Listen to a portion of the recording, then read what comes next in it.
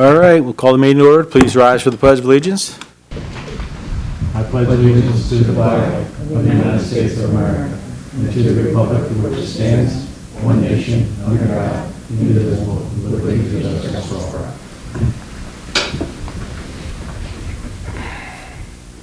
all. All right, good evening, everyone.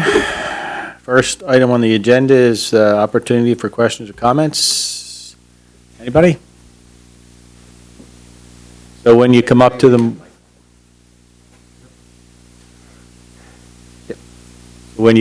mic, you need to give your name and address for the records.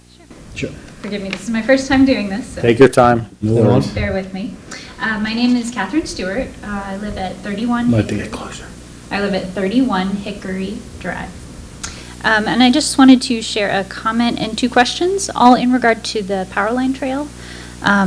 First comment is I just want to thank the township for putting in the outdoor gym. My husband and I have been using that heavily throughout the pandemic, and it's been just a wonderful thing for the community, and I talk it up all the time to people who live here and people who don't. So I just wanted to register that comment. And two questions. Some months ago, I noticed on the power line trail north of Drescher Road, near the Lukens Park area, there was a large number of trees removed, and I was just curious if you could tell me why that was done. It was personally very upsetting to me because the foresty area of Horsham was really a source of comfort and solace all throughout the pandemic. Well, unfortunately, the trees died. Oh, okay. We had, I guess, Bill, you can elaborate on it a little bit more, but that was the reason. The trees, the trees that you're talking about specifically, after the tornado hit the township in September, Right. It was our first tornado ever in Horsham Township, so we've been through many floods, so we know the FEMA process after a flood, but we did not know the FEMA process after a tornado. So what their process is after a tornado is a mitigation process. So they go through the town, primarily on public lands, and they remove all dead and dying trees to mitigate any the issue in future tornadoes. So they did the same thing in Upper Dublin as they did in Horsham and a little bit in White Marsh. So it was hard to keep track of them going through town, but they cleared out. But they had an arborist with them. They had a FEMA monitor personnel with the tree company that was hired by FEMA, and they took pictures and video of every tree that was cut down in the township. And but we have plans. They do not replant trees. FEMA does not replant trees. So what they're doing is mitigating future costs in the future if another tornado hits us. So we do have, when land developments are approved in Horsham Township, and developers can't fit all the replacement trees on the site that they're developing, they plant them in the park system. So we have when I say we have a plan, it's not a written plan, but what we will be doing as those trees come available to us is replanting areas like that. Okay. So we're aware of it, and it's not something that we necessarily agreed with and that we knew what was happening all the time and where they were all the time. But we know the locations, and Lukens Park and along the Power Line Trail is one of them. So, you know, we will be replanting that in the future. Okay, that's great to hear. Bill, can I just interrupt? I want to clarify this. I think she's talking about the dead trees that were in front of everyone's playground, like along Drescher Road. No. You're talking about? Along the trail. Okay, because I thought you said on Drescher, north of. No, I was talking about the area of the power line trail. Oh, gotcha. Okay, then I was mistaken then. Okay. Yeah, that's great information. Thank you. And then a related question: in the act of removing those trees, it seems to have exposed a large amount of trash that was in those woods. That trash has not been removed. It's just been collected into piles at several spots in that area, and it's very unsightly, and it's been there for months now. So I was wondering if there's a timetable for that trash being removed. I was not aware of that, but I will let our Public Works Department know. Okay, we also have a picture we can show if you. Oh, that would be great. helpful. Yep. Great. That's everything. Thank you. Oh, thank you for coming out. Anybody else? Okay. Next is to announce our new congressional district map for Horsham Township. So this is our federal congressional map. It has been approved by the Pennsylvania Supreme Court and this is what we will live with for the next 10 years until the next census is done. And so I just wanted to share with everyone. So we are in the 1st Congressional District as well as the 4th Congressional District. As everyone might know, Congressman Fitzpatrick is currently represents the 1st District, and Congresswoman Dean represents the 4th District. And this is, we just broke it down as you get closer to Horsham.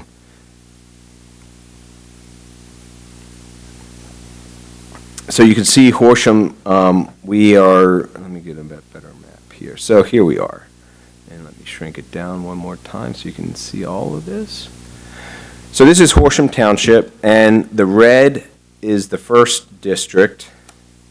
Let's see if my pointer works here. So the red is the 1st District, and that's Congressman Fitzpatrick now, covers most of our township. And if you call it the light blue, gray, this is Congresswoman Dean's district now in Horsham. I wish I could use this better, but. So Congressman Fitzpatrick is a big change for us because before this map was approved, Congresswoman Dean had the vast majority of Horsham Township, including the base.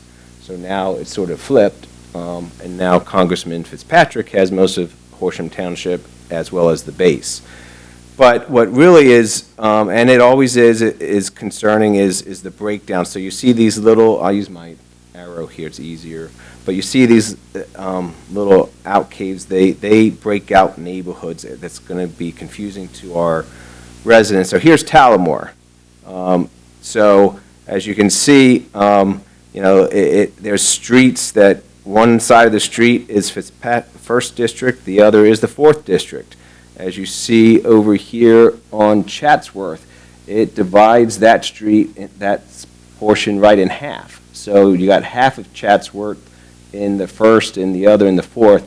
We're going to try to we will get this map on our website to help the residents decipher like who now represents them, where they live. And this is just another example in Tallamore, how it's broken, how, it's sort of cookie cuttered. And we always dislike that. And here's Horsham Town. So the inside of Country Road and School Road, all of that is the 1st District, but then we have homes right across the street from each other, and in the rest of the Horsham Town that are in the 4th District. So it'd be confusing to our residents this year in the election cycles. We'll put it out to, as I said, on our website and social media the best we can to educate the residents of who represents them now. Believe it or not, this is better than the past. We almost have, instead of having, we used to have, if you recall, we used to have the 1st, the 4th, and let me go back up here, sorry, and the 5th. So we had, at one time we had Congressman Boyle, we had Congressman Michael Fitzpatrick, and we had Congressman Pat Meehan. And all three carved into our township, which made things really confusing. And I always hope, for the sake of our residents and voters, that one day, as we do, we have one state rep, one state senator, we'll have one congressperson to make it easy. But we almost got there this time, But so just wanted to share that with the council members. And as I said, we'll try to get stuff out on our social media and website before the primary and also during the November general election. But that is the new map. Okay, thank you, Bill. Next is an update on our water issues in Horsham. So there hasn't been too much of an update since your last meeting. This is each month we provide this update. So this chart is updated. We put this on the Water and Sewer Authority website, but it gives the source of each of those are our groundwater wells as well as the Aqua Interconnect. The next column is the permanent treatment system when it went in service, the number of changeouts to date, average time between changeouts in months, and the average gallons treated between changeout and millions of gallons. So it's a chart that we've developed to help ease and educate our residents if they want to check in on anything. And we put this on, as I said, on the Water and Sewer Authority website. Long-term plan, the house connections, below, as you know, the Navy is connecting a certain group in the below 70 parts per trillion combined. There's been 47 offers made to property owners, and 39 have connected. The most recent test results for the Park Creek treatment plant was 26.9 parts per trillion. The Myriad grant funding, so this is for 2022. The Horsham Water and Sewer Authority was awarded almost $3.4 million from Myriad for 2022, which included a $1.7 million for water main extensions and house connections for PFAS-contaminated private well owners. Since your last meeting, already 16 property owners are under agreement to date for connections, and 42 more are interested pending testing results. Stormwater management update. So from the Navy, pilot number 1, pump treatment system, which is treating the groundwater by hangar 680. As of March 2nd, 2022, they've treated almost 20 million gallons have been treated. Pilot number 2 by Site 5, which is the former fire training facility off of Horsham Road.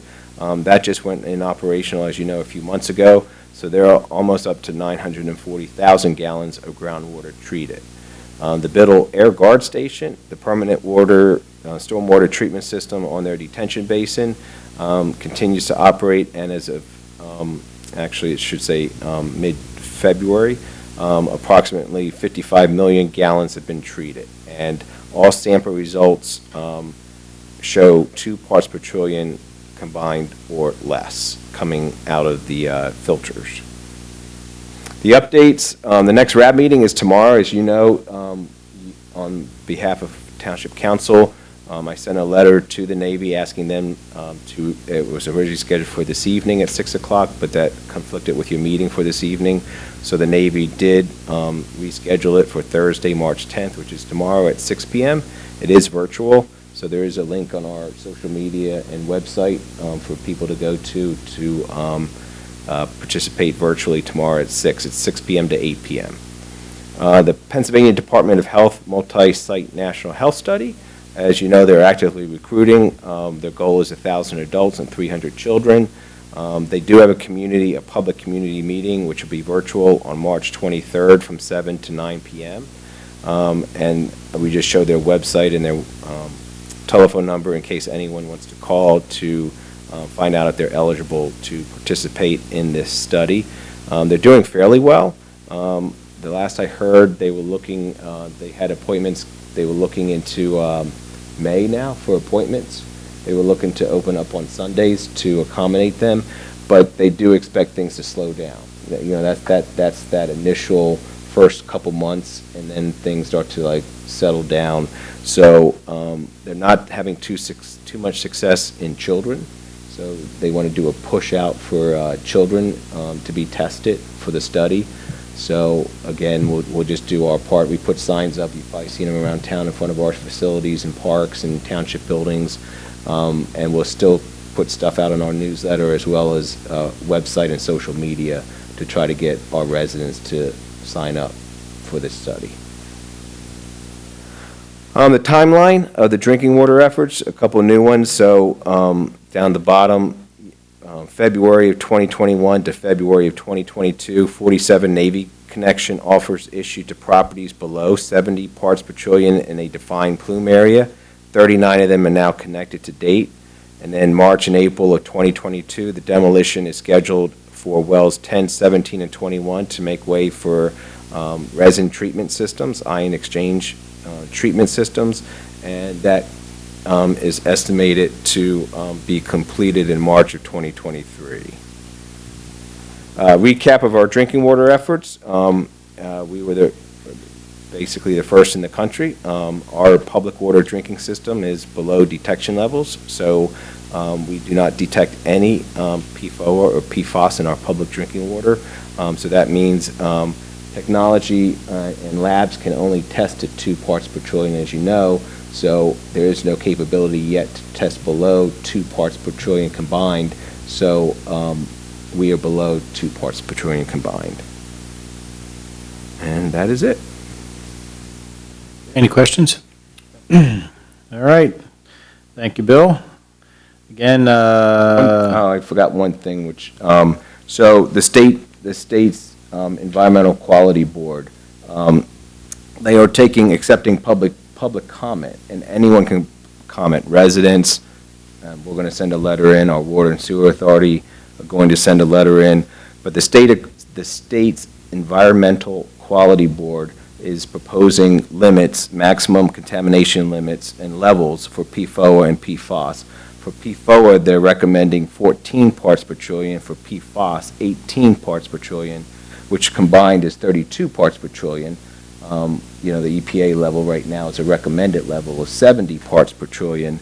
So public comment is accepted until April 27th, and we will be sending in, of course, a letter to go on record that we think it should be non-detect, just like Horsham Township. very good. All right, we have 3 council meeting minutes that need to be approved for the February 9th, and 28th. I move to approve the minutes as presented. Second. Moved in second, all in favor? Aye. Opposed? Ayes have it. Next is our treasurer's report. Bill? Balance in the general fund as of February 28th, 2022 is $4,583,880.57. For the most part, both the receipts and the expenditures in the general fund reflect normal activity for February.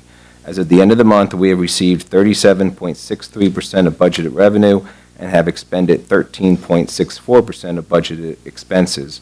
For a more detailed presentation of our current financial position, I would refer you to your monthly booklet. Move to approve the list of checks and all funds in the amount of $245,249.95, and further move to authorize payment of the same. Additionally, I move to ratify the U.S. Bank credit card transactions for the month of February 2022 in the amount of $5,015.48. I second. Moved and seconded, all in favor? Aye. Opposed? Ayes have it. Next is a resolution for local share assessment for Color Park Soccer Field. Yes, this is just a resolution for you to authorize the township to submit an application to the local share assessment Commonwealth Financing Authority, and this would be for the Kohler Park Soccer Association Turf Field project. So it's for $150,000. There's no matching requirement, and it's a reimbursable grant.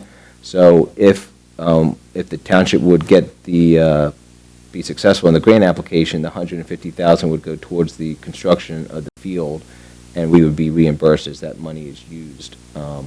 And the Soccer Association, just to give you a quick update, they are looking to, they're about 70% fundraised of their $1 million, so they're pretty close, and if this grant application is successful, they'll be basically there with their fundraising effort for the field. They're looking to hopefully go to construction over the winter months if the weather allows for that, but either the winter or spring next year to go to construction for the field.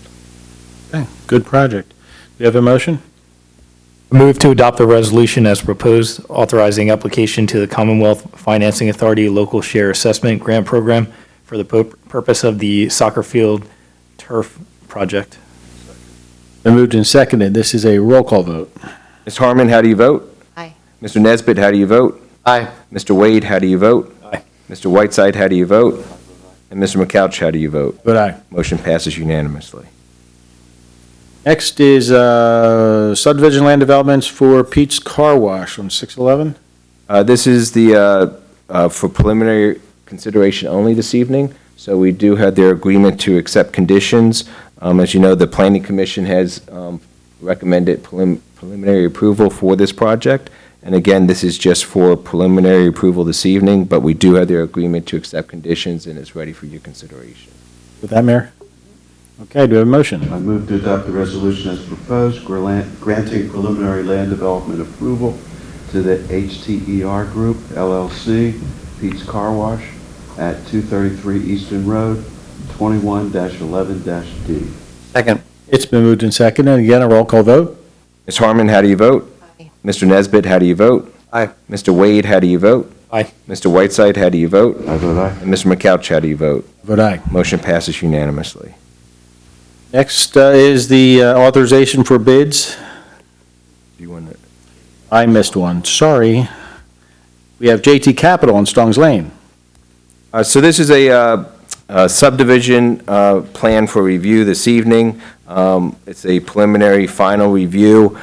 Stong's Lane, if you're familiar, I know you're all familiar, but Stong's Lane is here, and we'll show you an aerial soon. But this is an existing house. This is Cedar Hill Road down here. McKean Road is down here. This is approximately a 4-acre parcel right now with this existing home. What they would like to do is subdivide into 3 separate lots and build 2 new homes on those new lots.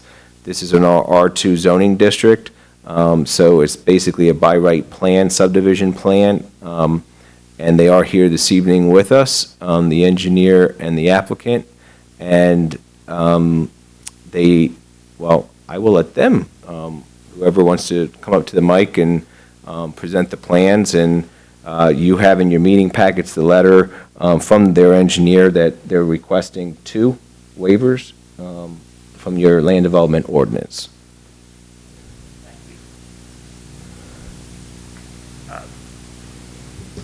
My name is Brad Grawl. I'm the surveyor of record. I'm the owner of OTM LLC. I apologize for my dress because I just came back from the New York border for a job, and it's a lot colder up there than what it is right here. No worries. Essentially, yes, you outlined it very well. It's a 2 new lot subdivision. It's a 3-lot subdivision with an existing dwelling. We appeared before the Planning Commission. We've been back and forth with your engineer. I believe that there's just one minor thing with the engineer's office that I need to provide legal descriptions, I think. We provided a legal description for the dedication of the right-of-way along Stong's Lane for your action. And essentially, I'm here to answer any questions that you might have. Well, I understand there's 2 waivers. Yes, sir. What are those 2 waivers? The first one is the easy one, which is the existing features within 400 feet of the site. You're okay with that one, right? Is everybody good with that one? Okay. And then the second one they were requesting is frontage improvements, widening, curbing, and sidewalk. So it's the sidewalk issue and the widening? It's totally widening, curbing, and sidewalk along Stong's Lane. And I note that there's no other sidewalk. It would be the sidewalk to nowhere. So, I guess recently, I guess last year, was it, Bill? Yes, last January. That we passed a resolution requiring new developments to either provide sidewalks or have us provide sidewalks, and then you pay a fee in lieu of. Am I correct in that? So that's kind of where we're at. So you have like an option here. You can either put sidewalks in, and even though it may not make sense to you right now, we have to look to the future. Stong's Lane is fairly traveled road, and as things progress, we would hope to get sidewalks all along Stong's Lane. I know that's going to take some time, but we have to start somewhere.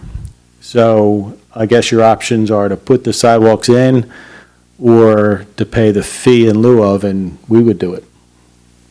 Yeah, and Eric and I looked at this, and the first thing that people worry about with sidewalks is the curb, thus stormwater control, drainage and stuff. And I'll let you talk about what you saw. Yeah, we did take a look. There's actually an inlet at the corner of the property. You can't really see it on this plan at the low point. So putting in curbs sometimes causes drainage issues. In this case, there's an inlet there, so I have no concerns about curbing being put in conjunction with the sidewalk, if that's how, if council wants the sidewalks, then the curb and sidewalk don't have a drainage issue. As far as the widening, our office doesn't think the road needs to be widened. It's really just the sidewalk, and if you want to do the sidewalk, that there's curb associated with it. Did we have an estimated cost that would be involved with either doing the project through us or through them, Well, or fees in lieu of? it is certainly cheaper for the applicant to install the sidewalk than to pay a fee in lieu of. You guys have to go out to bid and pay prevailing wage, so we had roughed out, just based on the frontage, it's roughly 25 grand for the curb and sidewalk to be placed.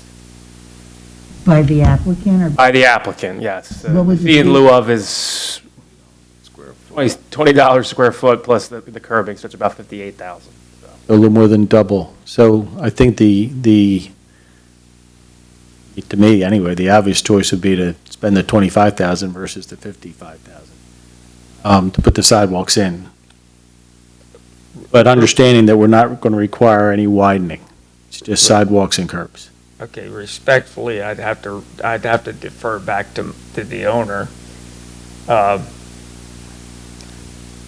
If we put the money up, what is the time frame that the township would hold that money until the township puts in? There needs to be some sort of, There wouldn't be any return of that money. That would go to the township sidewalk fund. So what the township has, we have a restricted fund set up, so in it these would be cases. forever. And it's held until, and those monies could be used for any sidewalk or trail throughout the township. It doesn't have to necessarily mean that it's this frontage sometime in the future. So that's how it's set up. Most people, we don't have a lot of money in the fund because most they just don't do it. They just put the sidewalks in. Respectfully, I'm the engineer. I'd have to refer back to the property owner to answer that as to whether he's willing to do it or not. Well, it's a matter of not willing, it's a matter of choice. It's either one or the other. You either have to put them in or you have to pay the fee in lieu of. Sir? So, Can I respectfully ask, just for my curiosity? oh, you got to come up to Mike, sorry, because everything's recorded. No, that's all right. Jeff Talheimer, 1212 Stongs Lane. I respectfully am just curious, because I'd like to take a little tour of the township. Are there some other examples that someone could show me, a chunk of new sidewalk in the middle of miles of road where there's no sidewalk in either direction? Right off the top of my head, there's yes, but Trying to think myself. I'm not implying it doesn't exist. No, That's the we're just initial trying to question. think of where they are, because there are a I can few. tell you one just recently that connected. So about 22 years ago, Township Council approved a land development on Lower State Road, and it was in a similar situation. And the property next to it, as you know, Foxtail Development, was just constructed by Hallmark Homes. That connected two sidewalks that for 20 to 22 years, there was no connection. But now we had the full connection, so these people can get out, and instead of walking down Lower State Road, they can walk down a sidewalk. So walkability and connectivity is very important to our community planning for the future of the township. And this area, it's not a neighborhood, it's not a residential neighborhood. You see the sidewalks on, I forget the name of it, Charter Lane. And, a lot of people in this area, we hear from a lot that they wish there was sidewalks. They want to get to the power line trail. They want to get down to Cedar Hill Road Park in a safe manner. They don't feel safe walking on McKean, Stong, Cedar Hill, and I wouldn't either. So, walkability and connectivity has been part of our comprehensive plan for at least the last 10 years in town. You get stuff when you can get it, and put stuff in for the future.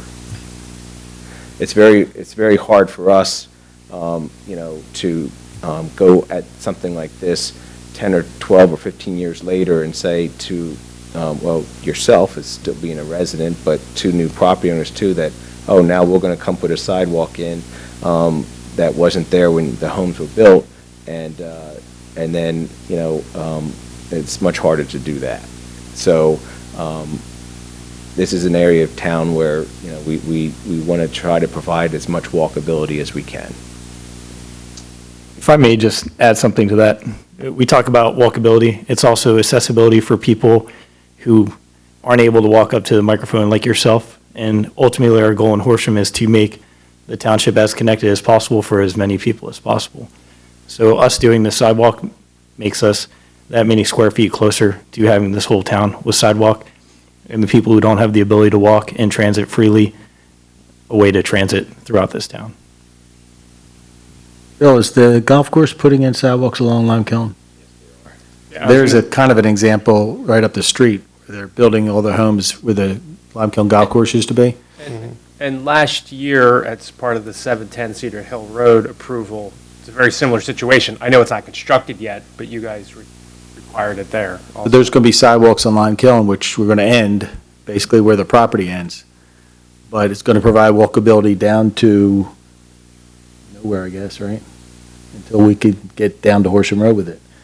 So it's the plan, you know what I'm saying? So it may not make sense now, and it may not make sense in 5 years, because sometimes these things take a while to get done. Right. But if we don't start somewhere, and that's why we passed this resolution last year, was to give people the option.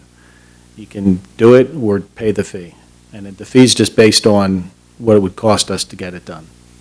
So I noticed down the hill and around the corner on McKean Road, there's a brand-new construction. I believe it's a single home. What direction would that be? Literally go down the hill to McKean, away from Cedar Hill, and you turn at the stop sign, you turn left, you go up, the road curves around, and there's a home. It's in the middle of construction. They just framed it like 2 weeks ago. Are they going to be putting in sidewalks there? Agree with that one, Bill? I believe that's just a building permit, so. when you There's just no build- land development there. There's no land development. So when it's just a single home on a single lot, they just get a building permit from our code enforcement department, and we don't have any chance, it's not land development, so it's different land development. You're subject to the subdivision and land development ordinance because you're subdividing your property. Hence Right. why the sidewalk's required. When it's an existing single lot, they're not subject to those requirements. That's why. Does the lot that will be containing the existing structure, is that treated any differently because that's an existing home like any other No, it's existing part of the homeowner? tract that you're subdividing, so you would install sidewalks in front of that as well. Right. Okay. All right, thank you very much. Sir, did you say that you were going to put the sidewalks in or pay the fee? Well, I'm taking it in good faith that I've been told that it's immensely cheaper if it's not done by the township. That's. Right, because we have to go out to bid. Without looking into this, I can walk out here knowing that that's the case, right? Yes. Regardless of who I happen to find, it's going to be less money, right? Right, because we have to pay prevailing wage, we have to bid it out. Understood, So understood. you don't have those restrictions. Right, okay. So I guess then, yes, the answer would be I would appreciate the offer, but would find someone else to do it. And just to clarify, sir, the sidewalks would be installed when you're going to build those lots, and conceivably you're selling those lots and someone else is going to build those. Well, not the existing house. Well, I guess that's a question for council. Do they want the sidewalk and curb in now as part of the approval of the subdivision, or at the time that the lots are going to be No. built? No, you're right. They wouldn't put the public improvements in until they were ready to record the plans and post financial security. But do you live in the house that's there? Or? No, I do not. So when you went to sell that lot, they'd have to be installed in front of the existing house before that lot was sold. So in order to record the plan, They have to post financial security for okay. those, but I'm just trying to clarify it for him, since he's not a developer, does this every day, No. when he would have to do it. It's not like you have to hire a contractor tomorrow to install the sidewalk and curbing. he's correct. But you Yes, know that. and may I clarify that a little bit? Can we make it a condition on the plan approval that upon the sale of each individual property, that the purchaser of that property would install the sidewalk? Municipalities planning code requires that you either install the public improvements prior to recording the plan, or that you post financial security for the public improvements. So if you're planning on posting financial security for the sidewalks and then having that released when the property's sold and somebody goes to pull a building permit, that's fine. But you'd be posting the financial security, you may decide you'd rather just put the sidewalks in at that point. But you're asking that you're asking that the improvements be deferred, and that the MPC does not provide for that. Respectfully, ma'am, I understand. I'm going to back up a little bit. If we throw the sidewalk in, we don't know where driveway entrances are going. We don't know where driveway aprons will need to go. So we could throw sidewalk in on this. Again, my question is can a deferral be made that each lot is sold, that be put up as a condition that the sidewalk will be put in? I did understand your question. Yes, ma'am. And a deferral is not what's provided in the municipality's planning code. You either have to install the improvements prior to recording the plan, which I don't think you want to do because you don't know where the driveway entrance is going to be, or you post financial security for them. But it has to be one or the other. Those are the only two options that you have under the municipality's planning code. That's not a township policy, it's a state law. I understand, ma'am. So to translate between the attorney and the surveyor here. Thank you. You're going to have cash up. You don't have to install those, assuming you have the letter of credit or some other financial security posted, until the such time you pull a building permit and know exactly where you want your driveway. Yes. He understands that Okay. completely. What he wants us to say is that that the next purchaser will be responsible for putting the sidewalks in. And I'm saying that's specifically what the municipality's planning code doesn't allow.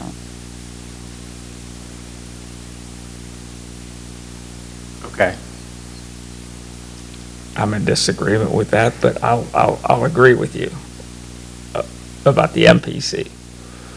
And so essentially what we're here is we're saying, okay, the township wants us to put up a letter of credit for the construction of the sidewalk. Am I correct?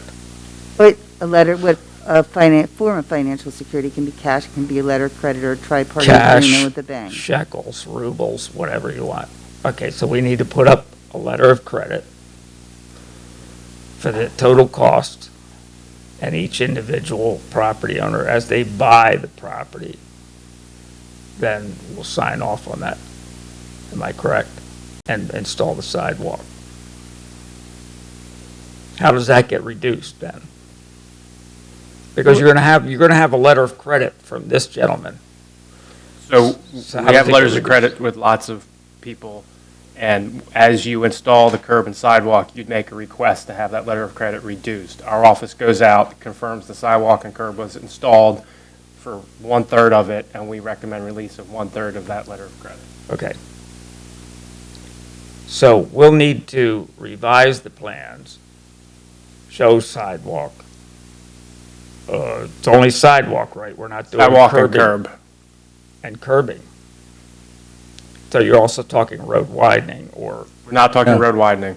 Curb right along the existing edge. And no stormwater pipes or drainage. there will be some road improvements because if you just can't throw a curb along an existing road. We're not asking you to widen it. I Correct. understand that you need to make Yes. a clear line there to put a curb in. We can't have a. Right. I'll have to confer with the owner. I apologize. And this isn't, like, I understand that, and so we're asking you to make a lot of decisions right on the fly tonight, and that's not necessary. The reason that I was asking you whether you were going to put the sidewalks in or pay a fee in lieu of is because for the next meeting, council will be asking me to prepare an approval resolution, and I have to have that information to appear, but you have when's the next meeting? The fourth Monday of the month. You have between now and, say, 5 or 6 days before the fourth Monday to talk it over and have a dialogue with the township engineer and figure out how you want to do this. So you don't have to make this decision tonight. You don't have to hash this out in a public meeting. I'm obviously not going to do that, ma'am. So respectfully, I would ask that this plan be tabled for the moment until, or at least for this meeting, until I've had an opportunity. We're not making any, we're just reviewing it tonight, so That's we're fine. not That's taking fine. any motion, so. Okay, thank you. I appreciate You're, that. you're free to go back and do whatever you need to do, and then when you're ready, come back to us. Where are we at with the time constraints as far as the MPC? I think you might have signed a waiver. Yeah, I'm not sure of that. Again, ma'am, I just got Yeah, back well, from the New York I don't have your border. application in front of us, but our code enforcement always notifies me of any applicant that Yeah, doesn't sign there's- the waiver, so I'm assuming you signed the waiver. Okay, if not, please So- let me know. Yep. And I'll certainly get that through, but we need time to talk about this. And All right, so you would prefer that I wait on preparing the resolution? Oh, And- absolutely, ma'am. Okay, and you don't want to be on the agenda for the fourth Monday meeting? I can't say that at the moment. How much time does he need to give you? He's going to have to decide how much time he needs. How much time does he need How to much, give how me? much time do you You're need? going to have to let me know at least a week in advance. I will let the township know a week in advance. I mean, this is an obvious redesign of the entire project. I've got to design grading, sidewalk, curbing. So that's going to take me at least another 45 days. If you want a full design, if the Well, and if township I is just may suggest, you're getting conditional approval. You're not getting an unconditional approval. So your approval could include a condition that the plan be amended to show curbs and sidewalks. You don't have to complete the amendments to the plan before the fourth Monday. Okay. Saying if you put together this resolution, right, for the fourth Monday, they could agree to it with the condition that the plan's amended. And then they can Right. complete the So- plan by the time it's ready for Right. final. That's fine. But And- we'll still need some time. Yeah, no, I'm not saying you can say that now, I'm just saying you do have some time to think about it, but obviously you have a way to get around taking 45 days and then not getting on the agenda. Yeah, sir, The I fourth mean, Monday. your plan is, at this point, a subdivision of land plan. You're going to be submitting, maybe not you, maybe somebody else, building permit plans for the actual house, driveway, stormwater. Correct. So that's when I would anticipate you're going to have the grading and the specific elevations associated with the curb and sidewalk, not on this plan.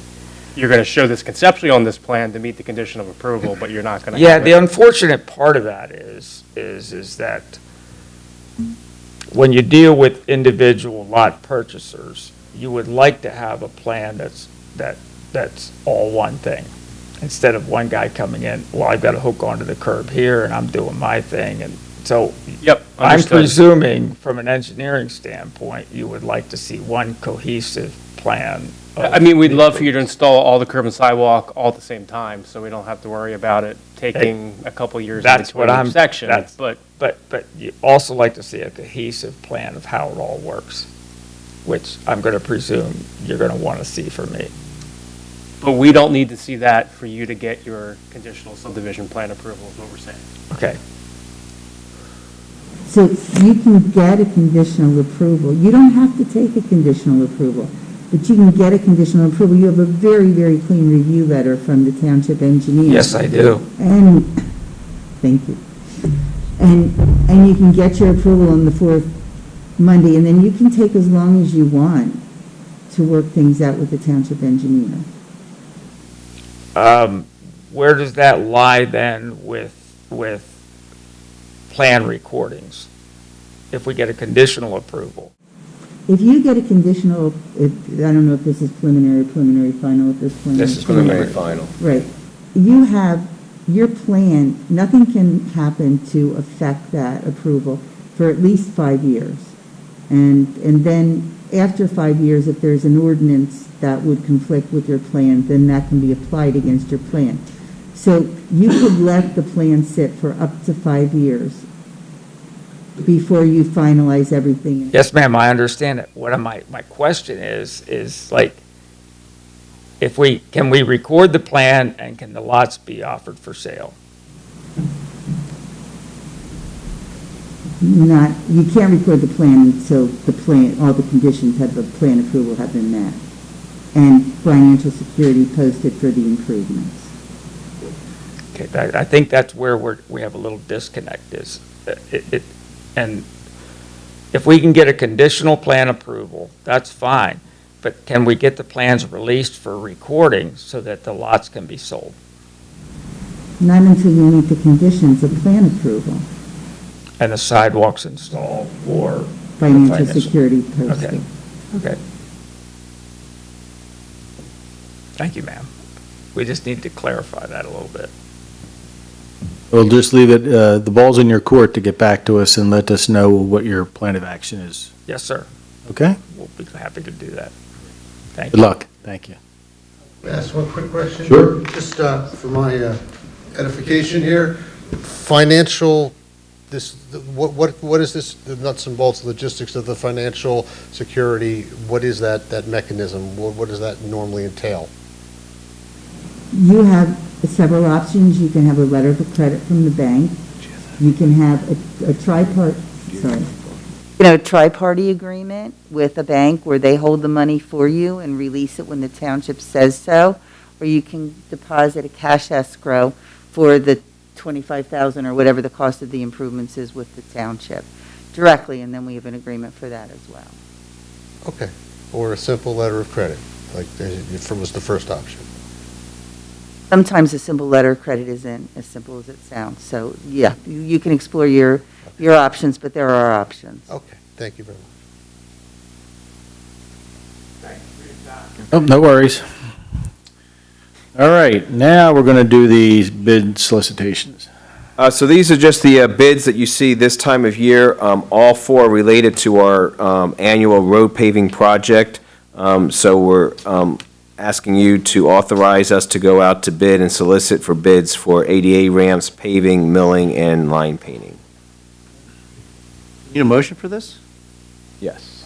Okay, so then I will make that motion. I authorize the solicitation of the following bids: ADA ramps, paving, milling, and line painting. Second. It's been moved and seconded. All in favor? Aye. Opposed? Ayes have it. You're slipping, Bill. It's on teleprompter, I can't read it, though. All righty. Spontaneity. With there being no further items on the agenda, this meeting is adjourned. Have a good night, guys.